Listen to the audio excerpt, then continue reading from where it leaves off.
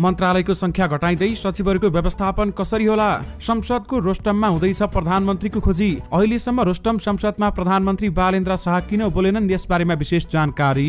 BP राजमार्गको क्षतिग्रस्त क्षेत्रको अवलोकनमा गृहमन्त्री रोसी पुगेर गृहमन्त्रीले भने अवैध रूपमा सञ्चालन सबै क्रसर तुरन्त बन्द गर्नु।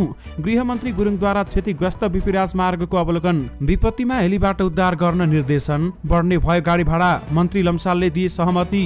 केपी ओली निवास गुण्डुमा प्रहरीको खानतलासी। फेरि बिउतियो प्लास्टिक प्रतिबन्ध। पातला झोला उत्पादन र बिक्रीमा पूर्ण रोक। पेट्रोलियम पदार्थको पैठारीमा भन्सार महसुल कर 50% छुट दिने सरकारको निर्णय। सरकारले घटायो इन्धन कर। उपभोक्तालाई के फाइदा हुन्छ, यसबारेमा विशेष जानकारी। $8.5 करोड ऋण स्वीकार। ग्रेटर लुम्बिनी परियोजना कार्यान्वयन चरणमा। यातायातमा जोरबुजर प्रणाली लागू गर्ने सरकारको तयारी। सरकारले भन्यो वर्क फ्रम होम गर्नु। विशेष महाधिवेशन पक्षधरलाई बादल थापाले भने तपाईको विद्रोहलाई पार्टीले दबाउन सक्छ। बादलले छलफलमा बोलाए एमाले विशेष महाधिवेशन हस्ताक्षर अभियानका 3 नेतालाई। विशेष महाधिवेशन माग्नेहरूसँग बादल थापाले भने आत्मसमर्पण कि दमन गर्नुपर्ने भयो। विशेष महाधिवेशन पक्षधरलाई एमालेले भन्यो हस्ताक्षर रोक्नुस्, आन्तरिक समीक्षा गरौं।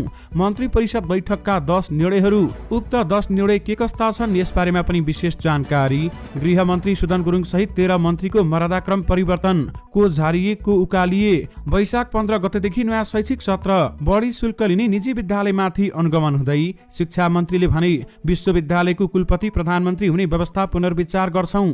5 वर्षभित्र हरेक क्षेत्रमा सुधार हुन्छ भन्दै मन्त्री पोखरेलको भनाई। जबरजस्तीकरणी र भ्रूण हत्या अभियोगमा अब महेश बस्नेत विरुद्ध पक्राउको बाटो खुला। सिडिओ अफिसमा सोध्न थालियो राहदानी लिन आउनुहुन्छ कि घरमै पठाइदिउँ। काठमाडौँ उपत्यकाबाट 351 बिचौलिया पक्राउ। केपी ओलीले गभर्नरमा रोकेका भट्टलाई बालेनले बनाइदिए योजना आयोग उपाध्यक्ष। वैदेशिक रोजगार विभागमा बिचौलिया निषेध। सहकारी मन्त्री रावलको निर्देशन। मन्त्रीलाई होइन सेवाग्राहीलाई खुसी पारौं। भारत सहित 6 देशका राजदूतहरूलाई 1 महिनाभित्र फिर्ता हुन निर्देशन।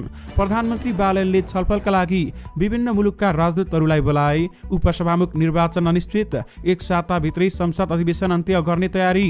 सरकारी विज्ञापन निजी मिडियालाई नदिने सरकारको निर्णय विरुद्ध कारण देखाउ आदेश।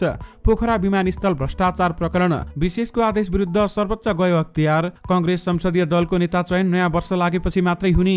डाटा प्याकेज सकिएपछि स्वतः मोबाइल ब्यालेन्स काटिने व्यवस्था अन्त्य।